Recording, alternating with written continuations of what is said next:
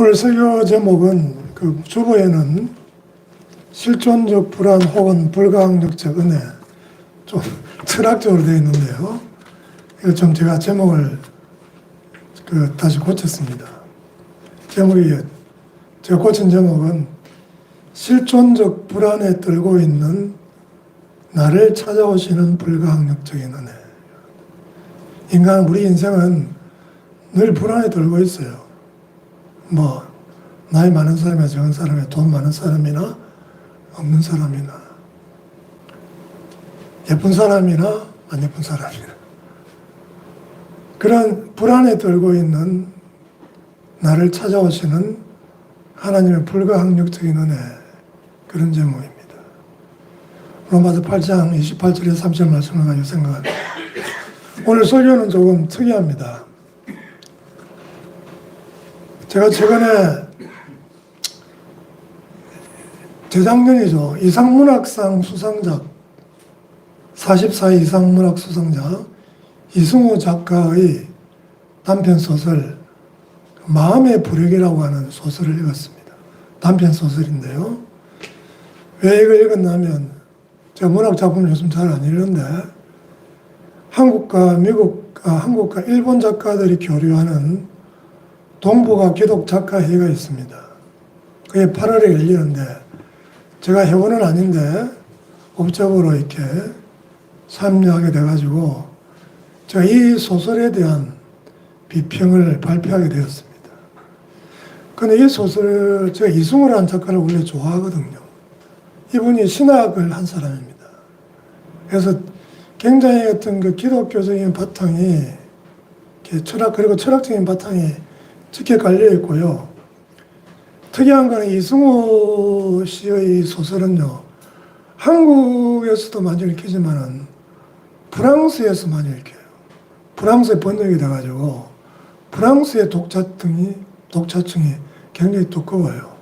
프랑스 사람들 조금 지적이고 좀 우물하고 그런 실존주의적인 성향을 가지고 있기 때문에 아마 프랑스 쪽에 어떤 독자층을 확보하고 있다고 생각합니다. 근데 제가 이 소설을 읽어보니까 역시 이 소설도 그런 철학적인 바탕이 깔려 있더라고요. 실존주의적인 어떤 냄새가 많이 났습니다. 실존주의적인 관점에서 보면 현대 인간은 풍요하고 자동차 타고 다니고 좋은 집에 살고 빚갚은쩍하게 그렇게 화려한 삶을 사는 것 같지만은 굉장히 그 삶은 불안하다는 거죠. 인간의 이성이 만들어낸 이 과학 문명의 세계가 화려하고 굉장히 좋은 것 같지만은 그러나 그것은 사람들로 하여금 진정한 가치를 지향하지 못하게 만들고 소비에 빠지고 소비 문화에 빠져가지고 허우적거리고 헤어나지 못하는 그런 삶을 살고 있다는 겁니다. 그래서 오늘 이 문제를 우리가 성경의 관점에서 같이 생각해 보는데 이 소설을 좀 이야기하는 거죠. 그리고 오래간만에 제가 설교하면서 소설 이야기한 적은 저번에 따라 예수 따라가네 그거 한번 가지고 이야기했죠. 오늘은 특별하게 이제 이 소설을 이야기하면서 설교를 할 겁니다. 이 소설의 등장인물은 주인공 나가 나오고요. 그 다음에 아내가 나오고 어머니가 나옵니다. 세 사람이었어요. 단편인데 사람 많이 없습니다. 그리고 죽은 형이 있습니다. 배경으로 나와요. 크게 보면 이제 네 사람의 인물이 나옵니다. 이 소설의 스토리를 간략하게 소개하면요. 오늘 이야기로 풀어나가니까 졸지 마시고 재미있게 들으십시오. 어느 날 이 어머니가 아내에게, 그러니까 시어머니가 며느리에게 전화를 합니다. 돈을 요구하는 거예요. 평소에 그런 분이 아닌데. 그게 아내가 깜짝 놀란 거예요. 그래서 주인공 이 남편에게 묻는 거예요. 당신이 돈을 어디다 갖다 썼길래 어머니가 나한테 돈을 이야기하느냐. 사실은 그게 아닌데 그럼 막 이렇게 남편을 막 추궁합니다. 근데 이런 아내와 남편의 대화 과정을 통해서 또 주인공 나의 어떤 회상을 통해서 이 가정의 가족사가 이제 등장하게 되는 거예요. 나라고 하는 인물은 현실에 잘 적응한 사람이고, 뭐 지방의 어떤 그러니까 아마 세종시 같은데 출퇴근하고 있는, 출근하고 있는 그런 공무원, 고급 공무원이라고 보면 같아. 정확하게는 설명이 안 돼 있지만은 그 현실에 잘 적응한 사람이고, 근데 형은 현실에 적응하지 못하고 힘들게 살다가 죽었어요. 그리고 그런 조금 넉넉하지 않은 형편 가운데서 이 어머니가 남편 없이 두 아들을 키웠는데 이 어머니가 둘째를 편애를 했어요. 장남보다 둘째를 편애를 했어요. 편애를 하면 이게 성경적으로 주로 뭐예요? 둘째를 편애를 많이 해요. 또 물론 첫째를 편애하는 구석도 많이 있지만은, 근데 이 아내하고 이 나는 뭐예요? 왜 어머니가 전화를 해가지고 돈을 요구하는지 몰랐어요. 그래가지고 막 아내가 남편한테 막 추궁하고 질책하고 그래 됐는데, 나중에 가서는 이제 어머니가 지금 치매를 앓고 있고, 이 치매 상태에 들어가면 뭐예요? 어머니가 자기 옛날에 큰아들에 대한 죄책감이 있는 거예요. 그 큰아들이 좀 이래 지방을 전전하고 뭐 카페 차린다고 돈 이야기 성장을 하다가 한번 카페 차린다고 돈을 좀 빌려달라고 했는데 매몰차게 어머니가 거부한 겁니다. 왜 또 거부했는가 하면 둘째 아들 대학원 등록금을 바빴기 때문에 큰아들이 그 요청을 거부한 거예요. 근데 그 아들이 죽고 나서 이제 그게 회한이 되고 죄책감이 돼가지고 치매 상태에 들어가니까 그게 이제 막 떠올라가지고 며느리한테 전화해가지고 뭐예요? 돈을 좀 빌려달라고 하는 거죠. 그런데 또 내막은 그런 거예요. 그런데 그걸 알게 된 것은 이제 부부가 정확하게 알게 된 것은 어느 날 전화가 왔어요. 그래가지고 이제 며느리가 전화를 받았습니다. 아내가 전화를 받았다가 아내가 이제 이상하니까 전화를 남편에게, 나에게 이제 넘겨준 거예요. 그러니까 어머니는 뭐냐면 며느리한테 하는 걸 생각하고 지금 말을 계속 하는 거예요. 이 소설에 보면 이제 둘째 아들은 성식이고 첫째 아들은 성준입니다. 어머니가 이제 전화로 이렇게 하는 거예요. 그러니까 둘째 아들이 지금 듣고 있는 겁니다. 이게 뭐 인용을 다 할 수는 없고 조금만 하겠어요. 성식이는 대학 졸업하고 대학원도 다니고 결혼도 하고 집도 샀다. 물론 너도 알다시피, 여기 너는 그 죽은 아들 말하는 거예요. 물론 너도 알다시피 그놈이 제 힘으로 다 했지. 작은 아들이다. 누가 그걸 모르겠나. 그런데 성준이는, 이게 첫째 아들입니다. 성준이는 대학원 그냥 대학도 졸업 못하고 결혼도 안 하고 집도 없이 산다. 그런데도 돈 달라는 소리 한 번 안 했다.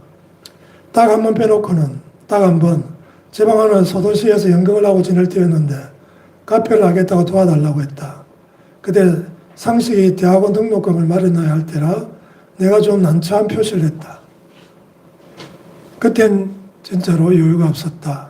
제풀에 기분이 언짢아져서 제가 중간중간에 생략하고 이렇게 인용을 하는 겁니다.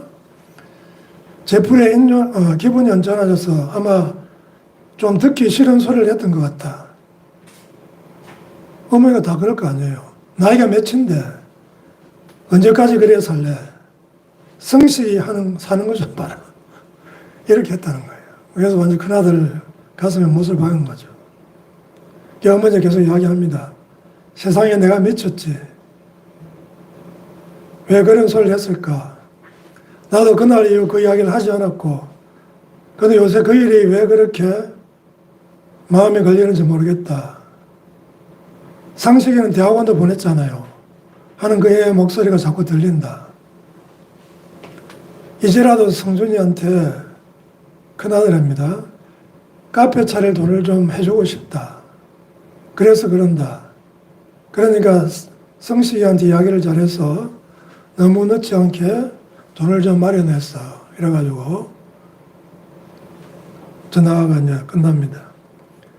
그러니까 그 죽은 자식에 대한 죄책감이 어머니가 치매 상태가 되면 그 기억이 되살아나는 거예요.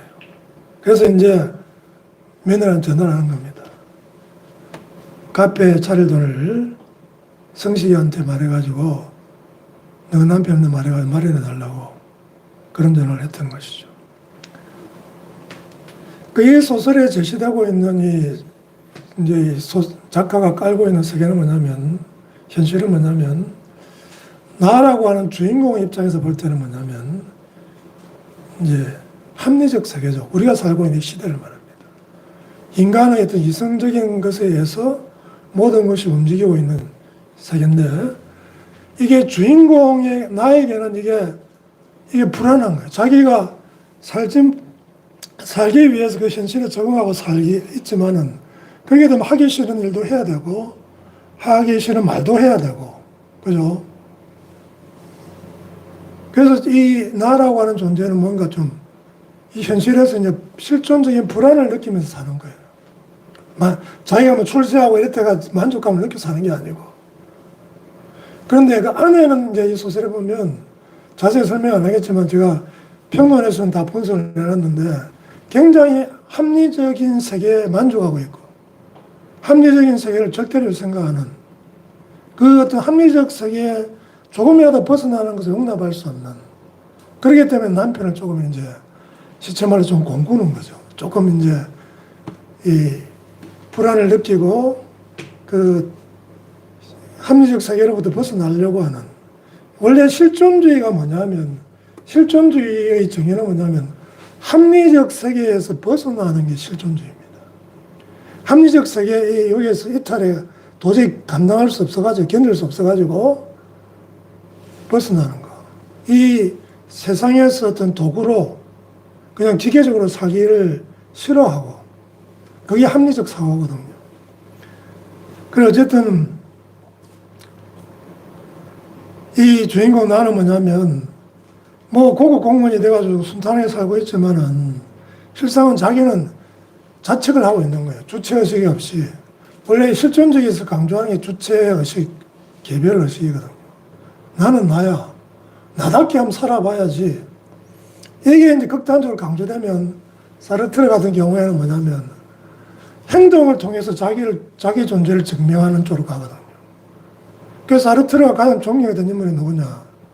쿠바의 체 게바라 그쪽이에요. 그러니까 이 실존주의가 그쪽으로 행동을 강조하는 쪽으로 가면 사회주의, 공산주의가 됩니다.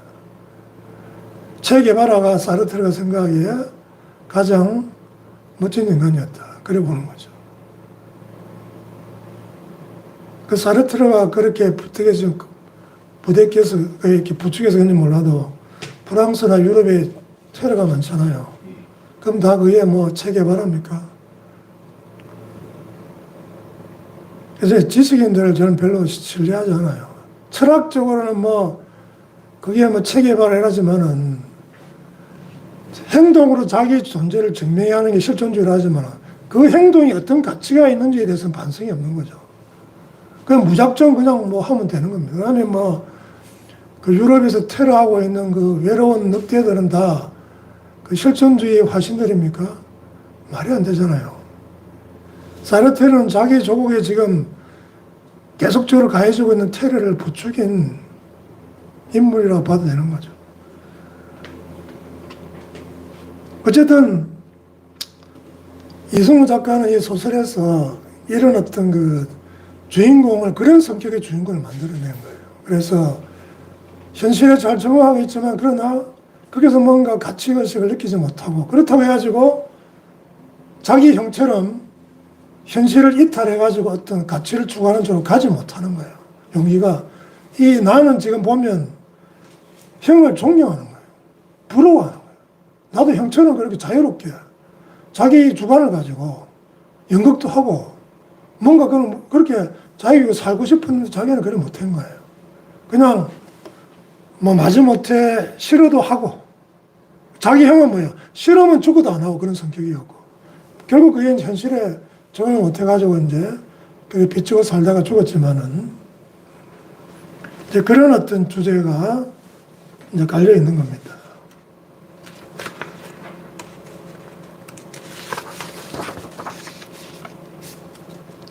그러니까 이걸 이제 어떤 이론으로 보면, 철학 이론으로 보면, 이 주인공 나처럼 뭐예요?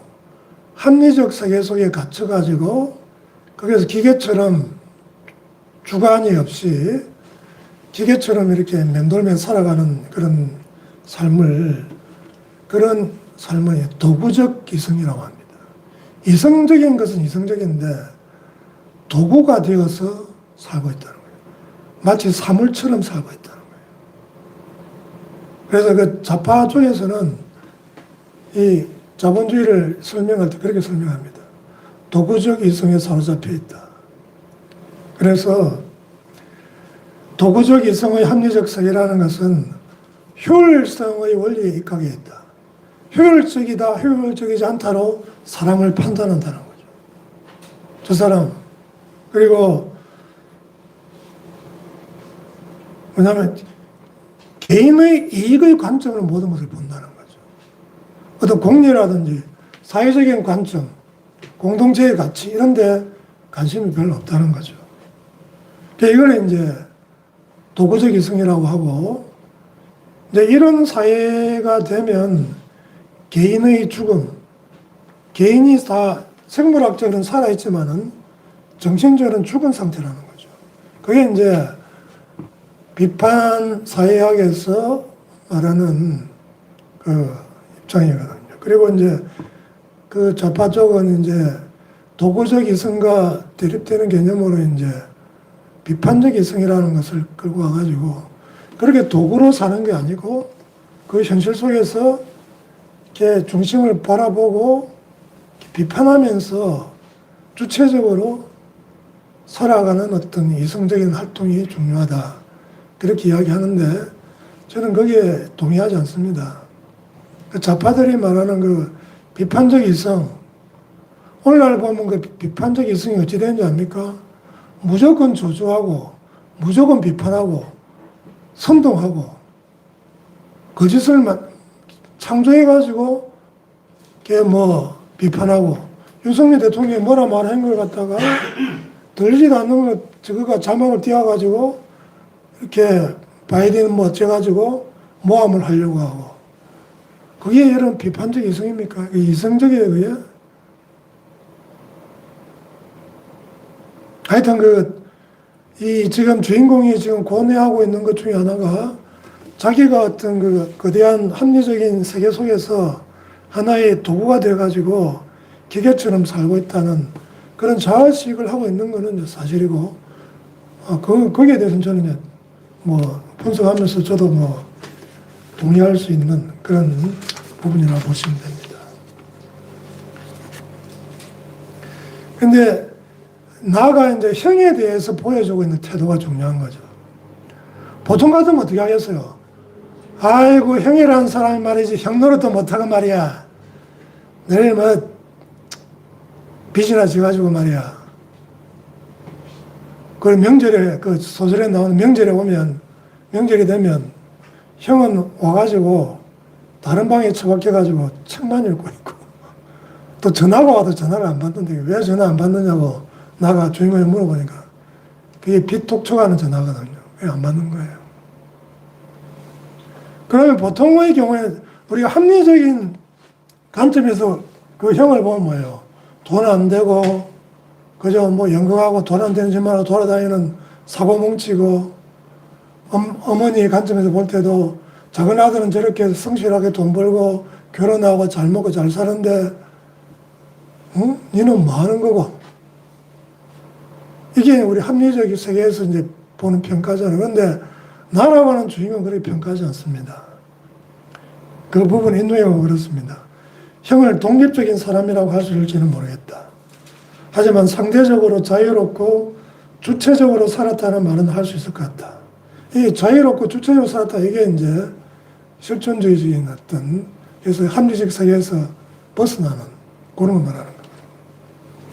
주변 사람들의 평가에 의하면 나는 좀 답답할 정도로 규칙적이고 틀에 박힌 사람인 반면 형은 융통성이 있고 무엇에 얽매이는 것을 죽도록 싫어하는 사람이었다. 가령 나는 아무리 하기 싫어도 하도록 주어진 일은 하는 편이지만 형은 하기 싫은 일은 절대로 하지 않으려고 했다. 나는 때때로 나와 다른 형의 그런 기질을 부러워했다. 어떤 면에서는 그 형을 부러워했다는 거예요. 나도 내가 하고 싶은 일만 하고 하기 싫은 하지 않으며 살고 싶다는 생각을 가끔 했지만 그 생각은 길게 이어지지 않았다. 내가 하고 싶은 일과 하기 싫은 일이 무엇인지 잘 떠오르지 않았기 때문이었다. 뭔가 가치 개념이 없으니까 내가 뭘 해야 되고 안 해야 되고 이 어떤 분별이 없는 거죠. 그냥 어떤 거기에 대한 고민 안 하고 그냥 현실에 적용해가지고 잘 살아왔다는 겁니다. 그 형은 가치지향, 주체적인 개별적 의식을 가지고 살았던 삶이고 합리적 이성의 세계의 틀을 거부했던 도구적 이성의 삶을 거부했던 인물이죠. 그 나라고 하는 주인공은 합리적 세계의 틀에서 벗어나지 못하고 도구적 이성에 사로잡혀서 살았던 인물이었다는 것입니다. 이 형과 나의 성격이 이렇게 대비가 되고 있는 것이죠. 그런데 이제 어머니가 나에 대해서, 형에 대해서 어떤 태도를 보여줬느냐. 아까 말씀드렸다시피 어머니도 합리적 세계에 지금 살고 있는 거예요. 어떻게 이 세계 속에서 이 자식들이 잘 먹고 잘 살 수 있도록, 그게 뭐 나쁜 건 아니죠. 그렇기 때문에 둘째 아들을 편애한 거예요. 그러다가 이제 죽은 첫째 아들에 대한 어떤 회한 죄책감에 이제 시달리고 있는 거죠, 지금. 그리고 나라고 하는 지금 주인공도 마찬가지입니다. 어머니가 형보다 나를 편애했다는 사실에 대해서 고맙고 뿌듯하게 생각하고 자랑하는 것이 아니라 거기에 대해서 굉장히 형에 대한 어떤 죄책감이 있는 거예요. 나라고 하는 이 동생은 또. 인용을 해보면, 그리고 마침내 나는 내가 형에게 돌아갈 몫을 부당하게 차지했을 수도 있다는 생각에 사로잡히지 않으려고 무진 애를 쓰고 있는 자신을 외면하지 못했다. 어머니가 자기를 편애했다는 것은 바꿔 말하는 거예요. 형한테 가야 될 몫을 더 자기가 가져왔다는 거잖아요. 그게 자기는 형한테 미안한 거예요. 물론 자기가 할 수 있는 게 아니지만. 그리고 아까도 제가 인용해 드렸죠. 둘째 아들 대학원 등록금이 마련해야 되니까, 그게 시급하니까. 그때 평소에 돈 이야기 절대로 안 하던 큰아들이 뭐 싸게 나온 카페가 있다고 돈 좀 요구했는데 책망하잖아요. 나이가 몇인데 정신 차려, 이 경상도만 이 빌어먹을 자식 하면서 욕을 했을 거 아니에요. 그러니까 어머니나 나나 다 죽은 형에 대해서 죄책감을 가지고 회한을 가지고 있는 거죠. 거기다가 나는 뭐예요? 죽은 형에 대해서 뭐예요? 실존적인 결단을 하고 그쪽 세계에 살았던 형을 오히려 동경하고 존경하는 거죠. 나는 그렇게 주체적으로 살지 못했는데 형은 그래도 하고 싶은 것도 하고 하기 싫은 거 안 하고 개별의식을 가지고 그렇게 살았다는 거죠. 근데 제가 그걸 이렇게 소설을 읽고 비평을 하면서 하나 탁 깨달은 게 있어요. 근데 보면 너무 이렇게 이 소설에서 뭐예요? 단편이지만은 나가 어머니가 형을 보다 자기를 사랑하는 데 대해서 내가 막 고민하고 하는 거 있잖아요. 막 죄책감을 느끼고 미안함을 느끼고 또 어머니가 또 자기를 편애에 대해서 지금 이제 죄책감을 느끼면서 그런 전화를 하고 이게 뭔지 가만히 생각했는데 딱 깨달았어요. 그런 걸 깨달을 때 제가 평론가에서 기쁨을 느끼거든요. 그건 뭐냐면 그런 어떤 편애 또 죄책감 이거 자체가 뭐냐면 이 소설에서 이 세계는 그 가족이잖아요. 하나의 작은 세계잖아요. 그러니까 그건 뭐냐면 사랑이라는 이름으로 나오는 이 가족 안에서도 사랑이 덜 가고 더 가고 있다는 거예요. 바꿔 말하면 뭐냐면 이 세계는 뭐예요? 불합리하고 부조리하다. 그걸 제가 그냥 이렇게 왜 이렇게 작가가 내가 이 형에 대해서 미안해하고 막 그걸 고민하고 굉장히 고민을 많이 해요. 제가 인용은 이렇게 몇 군데밖에 안 했지만 굉장히 심각하게 고민하고 아내하고 대화하면서도 그런 게 막 나옵니다. 그러니까 아 그렇구나. 이 가정이라고 하는 작은 세계 안에서도 사랑이라는 이름으로 나가는데도 어머니조차도 작은 아들도 사랑하고 큰 아들을 덜 사랑하는. 그러니까 그게 큰 아들의 관점에서 보면 뭐예요? 부조리하잖아요. 어머니는 왜 둘째 아들 등록금 걱정 안 하는데 큰 아들이 그렇게 빌빌거리고 가난하게 쪼들리면서 비참하게 사는데 그 조그마한 어떤 카페 지방인 소도시에 차릴 돈 그거 가지고 막 하려고 막 이 빌어먹을 놈아. 뭐 소설에 그래 안 나오지만은 그러니까 그 큰아들의 관점에서 보면 그게 부조리하고 불합리하다. 원래 이 실존적인 관점이 뭐예요? 이 현실이 뭐예요? 이 세계가 불합리하고 부조리하다는 거거든요. 그래서 아 이거는 작가가 그 소설에서 이야기하지 않아요. 근데 제가 이걸 읽고 딱 분석하다 깨달은 거예요. 아 그렇구나.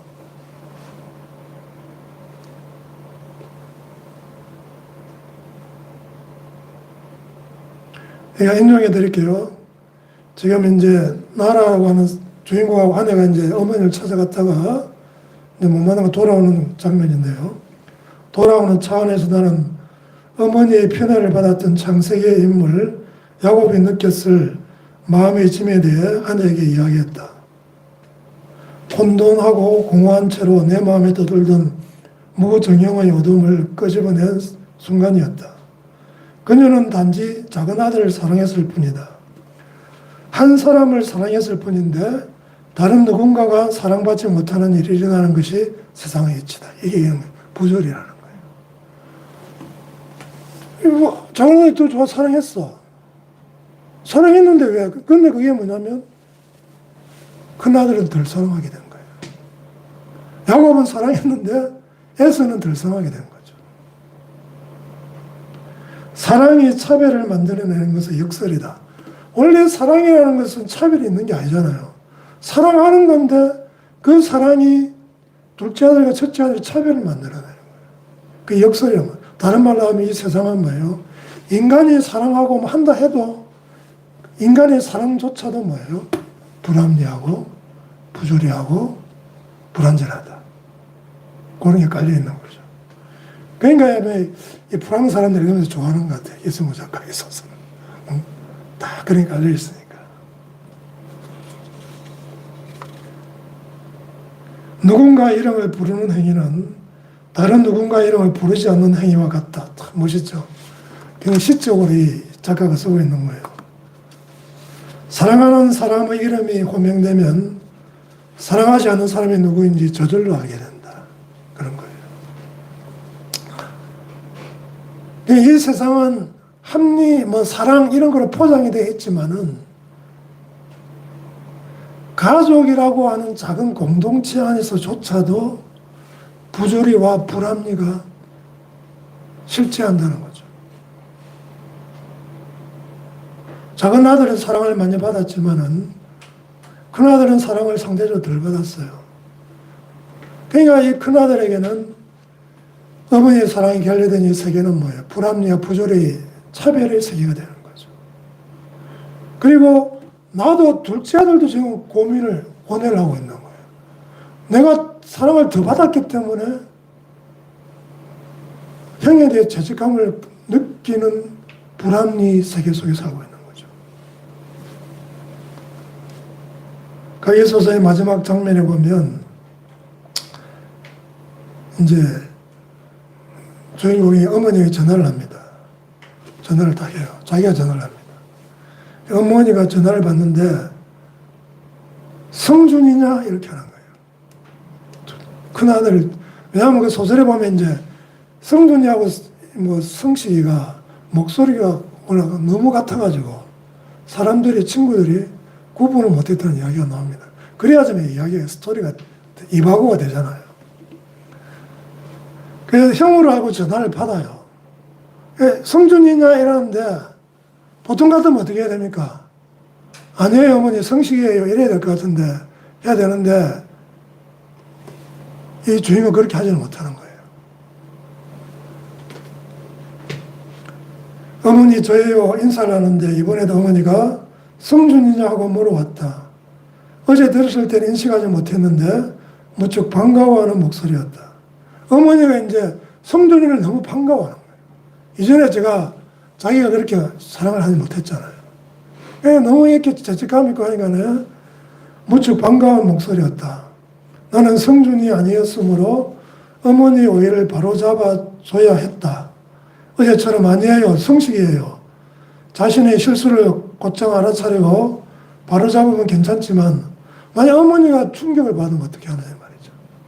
그래서 나는 잠깐 비틀거렸고 그 짧은 순간에 내가 할 역할을 선택했다. 그 역할은 내가 결정한 것이 아니라 누군가로부터 부여받은 것 같았다. 배역을 위해 일부러 목소리를 바꿀 필요는 없었다. 네, 성준이에요. 별일 없지요. 교회도 여전히 잘 다니시고 파랑이 쪼그리 하늘이, 파랑이 쪼그리 하늘이는 이제 어머니가 갖고 온 화분을 말합니다. 하늘이 와서 잘 지내고요. 찾아뵌다 하면서 통 시간을 못 내네요. 요즘 좀 바빠요. 새로운 연극을 맡았거든요. 그런데 어머니, 지난번에 내가 말한 거요. 조건이 괜찮은 카페가 싸게 나왔다는 거, 그거 이번 주에 계약을 하려고 하는데, 딱 이로써 소설이 끝납니다. 이게 뭐냐면,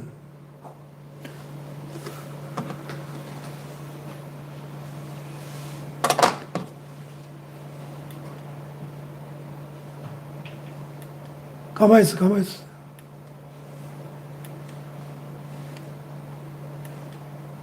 이거예요. 주인공이 원래 뭐예요? 합리성에 적응을 잘 못하고 그랬잖아요. 그래서 어떤 실존주의 어떤 그런 성향이 좀 있었잖아요. 형을 부러워하고. 그러다가 이제 어머니는 치매니까 비합리성의 세계잖아요. 그 어머니의 세계에서 자기도 가버리는 거죠. 받아들이는. 이게 이제 실존주의에서 기회력체고라고 말하는 도약이거든요. 그러니까 소설 읽어보니까 기회력체고의 도약의 도식이 그대로 나오는 거예요. 그래서 제가 이 비평에서 이 그림을 그려놨습니다. 그러니까 이게 예술적으로, 이게 소설이니까 이제 예술적으로 어떤 그 합리성의 세계에서 비합리성으로 이제 도약하는 그런 어떤 결말을 보여주니까 저는 이 소설을 보고 참, 소설로서는 참 멋있다. 그렇게 봤어요. 예. 이렇게 딱 그 마지막 그 장면으로 딱 끝나기 때문에 여운도 있고 뭔가 이 현대인으로 하여금 고민하게 만들잖아요. 이 합리적 세계 속에서 우리는 이게 아웅다웅 살고 있는데 뭔가 그게 전부가 아니고 그것이 불완전하고 불합리하고 부조리하다는 것을 깨닫게 만들어주잖아요. 그런데 이게 이제 제가 뭐 비평가로서는 여기까지 하겠지만 이제 목사로서 그렇게 비평하면 안 되죠. 물론 이승우 작가도 기독교 작가고 이런 현실을 그대로 보여주는 거예요. 아시겠어요? 이 현대인 삶이라는 것이 이렇게 의미가 없고 가치가 없고 무의미하고 현대인 삶이라는 게 부조리하다, 불합리하다. 그 같은 실존적인 명제를 그대로 보여주는 거죠. 던져주는 겁니다. 그거 자체로서 가치가 있는 거예요.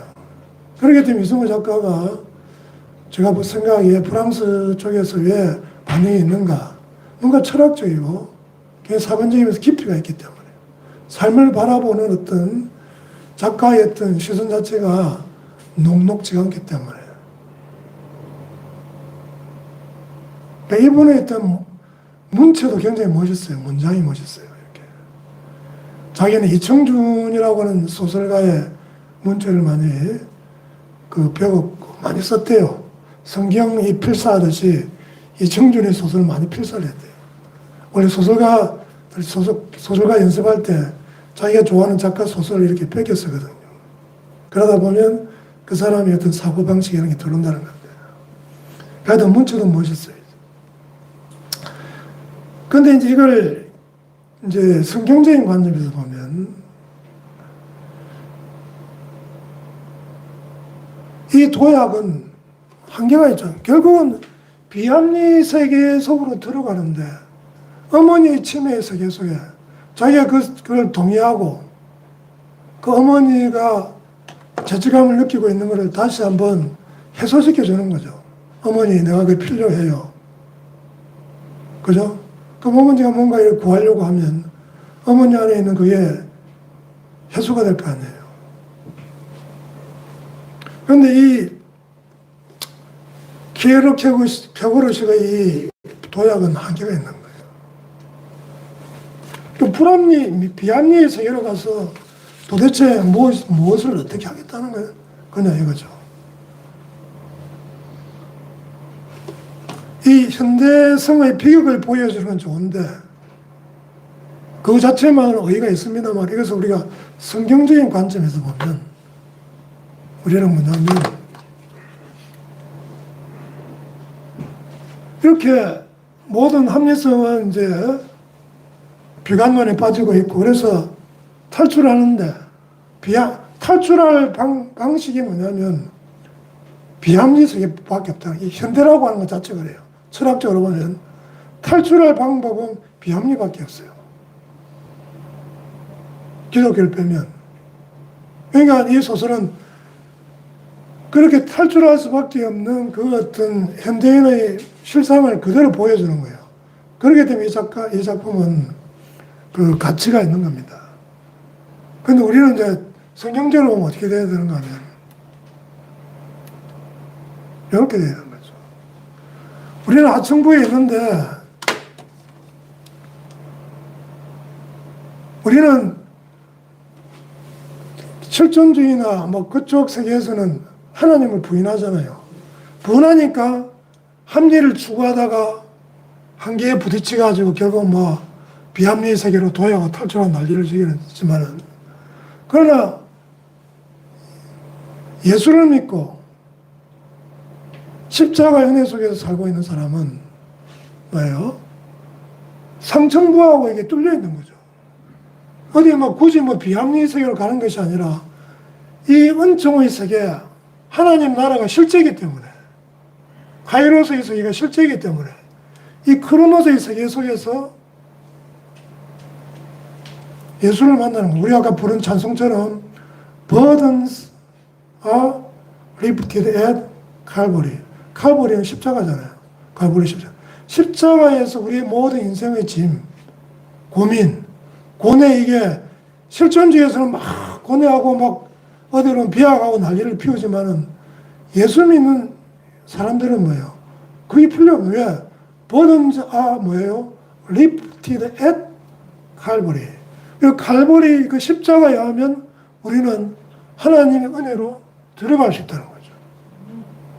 그러니까 실존주의는 아까 뭐 비약을 하고 비합리로 가지만은 우리 예수를 믿고 구원을 받고 구원받은 은혜로 사는 것은 뭐냐면 이 밑에서 하층부에서 상층부와의 교통을 하는 거예요. 우리가 나중에 죽어서 천국 가는 게 아니라 예수를 믿고 우리 안에 하나님이 오시면 우리 이 땅에서부터 상층부와 교통, 커뮤니케이션을 하면서 할렐루야 살아갈 수 있게 된다는 겁니다. 그래서 지난주에 살펴봤지만은 칼빈의 5대 교리가 나오잖아요. 그죠? 전적 부패, 인간은 전적으로 부패했다. 인간의 이성은 부패하지 않았다는 아퀴나스의 말이 틀린 거예요. 인간은 이성도 다 부패한 거예요. 그렇기 때문에 아까 합리적인 세계 속에서는 뭐예요? 이게 부조리와 불합리를 벗어날 수 없는 거예요. 심지어 자식에 대한 사랑까지도 차별이 있고 불합리하고 부조리하다는 거죠. 이 원래 세계 자체가 그렇다는 거예요. 그래서 세계 속에서 뭔가를 완전한 걸 추구하고 괜찮은 걸 가지려고 하면 그건 착각이라는 거죠. 근데 실존주의는 그 세계, 합리적인 세계를 어떻게 해결합니까? 벗어나서 해결하는데 비합리적인 도약을 통해서 벗어나거나 사르트르 식으로 자기 행동을 통해서 존재 증명을 하게 해서 재개발화처럼 짜고 그런 난리를 피우고 이렇게 하는데 우리는 그럴 필요가 없는 거예요. 왜? 우리는 비합리적인 세계, 이더 내려주세요. 예, 갔다 왔다 하나요?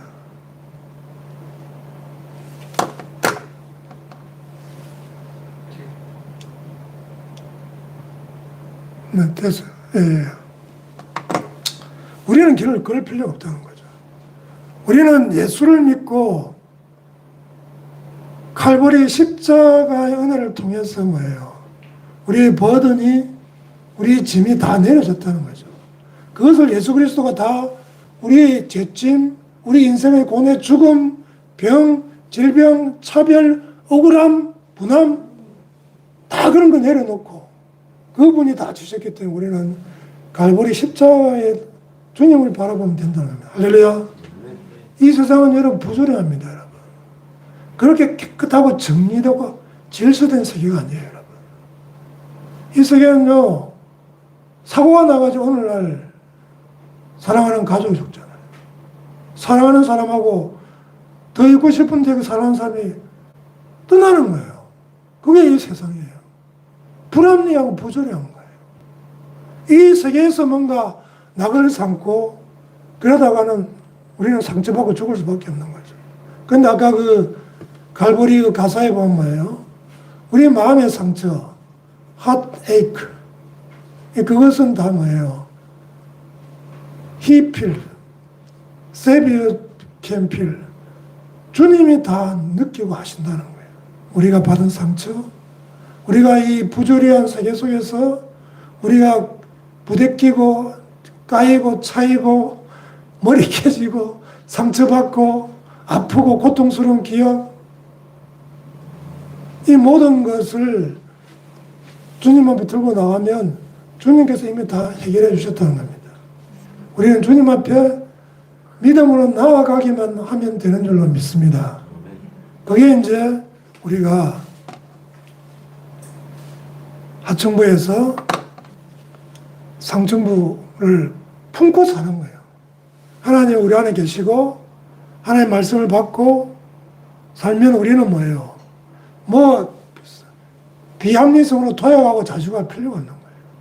우리는 진리 안에서 길이요 진리요 생명이신 예수 그리스도와 함께 이 땅에서부터 천국을 소유하고 살아가게 되는 줄로 믿습니다. 아멘. 그래서 지난주에 살펴본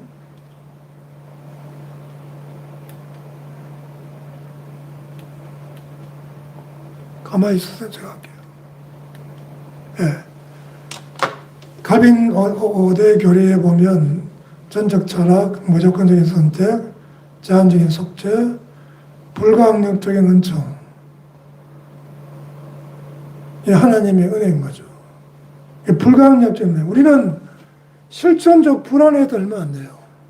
그래서 도약을 하냐 안 하냐 그렇게 수순을 뜰 필요가 없습니다. 우리는 불가항력적인 은혜를 받고 그 하나님의 은혜 속에서 살아가는 저와 여러분이 되기를 주님을 축복합니다. 아멘. 그래서 제목이 그렇잖아요. 실존적 불안 속에 떨고 있는 나를 찾아오신 불가항력적인 은혜. 우리 인생은요, 절대로 우리 마음대로 이 하층, 여기서 벗어날 수 없어요. 이 세계는 위에가 없고 밑에만 있으면 우리 인생은 죽은 인생이에요. 아까 합리적 세계, 실존주의도 그 기계적으로 사는 걸 죽음으로 봤잖아요. 그렇지만 실존주의 아이를 하더라도 이건 죽음의 세계예요. 죄로 인해서 이 부조리하고 불합리한 세계 속에서 죽음이 있고 억울함이 있고 차별이 있고 이런 세계 속에서 우리는 죽을 수밖에 없는 거예요. 그리고 이제 성경적으로 영원히 죽는 거죠. 밖에 없는데 우리 인간은 우리 힘으로 구원할 수 없어요. 그런데 어느 날 불가항력적인 은혜가 찾아오는 거예요.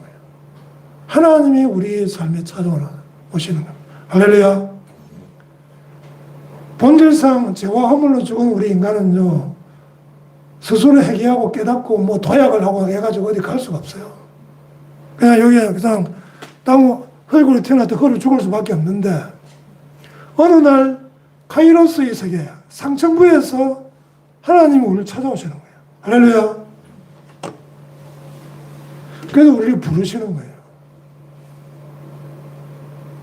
어느 날 저도 예수 안 믿고 뭐 교회를 나갔다가 안 나오고 막 이렇게 마음대로 세상에 살다가 또 쓰러지고 지치고 고뇌하고 있을 때 어느 날 십자가가 저를 찾아왔어요. 그 십자가 찬송이 제 안에서 막 이렇게 막 리코딩이 되는 거예요. 계속 돌아가는 거예요. 그럼 제 안에 막 눈물이 막 터지는 거죠. 그러면서 제가 이제 이쪽 세계가 열리기 시작한 건데, 제가 여는 것이 아니고 하나님이 찾아오신 거예요. 그걸 내적인 부르심이라고 합니다.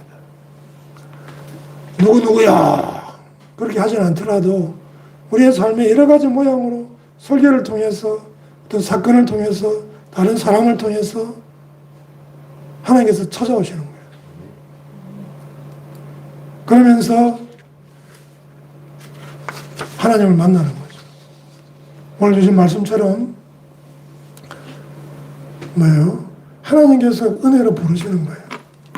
성령께서 은혜로 우리를 부르실 때, 우리가 예수를 믿는다 하더라도 우리는 실존적인 불안감 속에 살 때가 많잖아요. 찢어지고 깨지고 다치고 상처받고, 그죠? 그 뭐 어떤 부조리, 불합리 속에서 억울할 때도 있고 분할 때도 있고, 그럴 때 우리는 그 하나님께서 우리를 찾아오신 그 은혜, 그 은혜의 세계 속으로 다시 들어가시는 저와 여러분이 되기를 주님을 축복합니다. 그리고 아직 그 하나님의 은혜를 만나지 못한 분이 있다고 한다면, 이 시간 그 하나님께서 나를 찾아오시고 나를 향해서 부르시는 그 내적인 부르심을 들으시고 그분의 말씀에 순종하고 복종하고 굴복하는, 네 알겠습니다 주님, 그런 은혜가 저와 여러분에게 되기를 주님으로 축복합니다.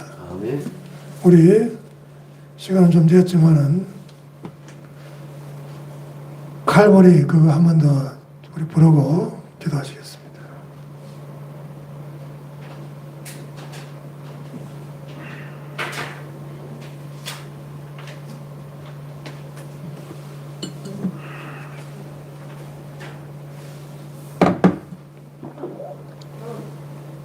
사라졌어요? 그러면 그걸로 부릅시다. 슬픈 걱정 가득 차고. 이번에는 국어로 부릅시다.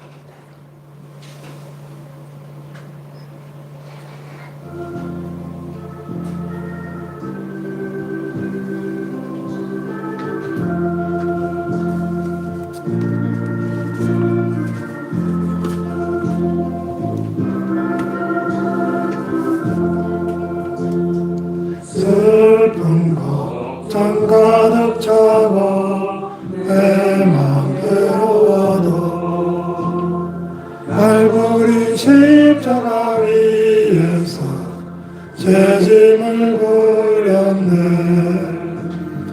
놀라운 사랑의 갈고리, 갈고리, 갈고리, 놀라운 사랑의 갈고리, 영원한 갈고리, 나의 근심 모든 걱정 주께 맡기어라. 갈보리 십자가 위에서 죄짐이 풀렸네. 놀라운 사랑의 갈보리 갈보리 놀라운 사랑의 갈보리 영원한 갈보리.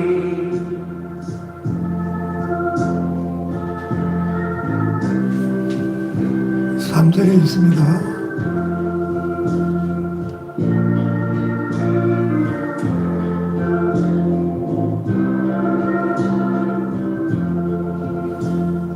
너의 눈물 상한 심령 주가 돌보신다. 갈보리 십자가 위에서 내 짐이 풀렸네. 놀라운 사랑의 갈보리 갈보리 갈보리 놀라운 사랑의 갈보리 영원한 갈보리 놀라운 사랑의 갈보리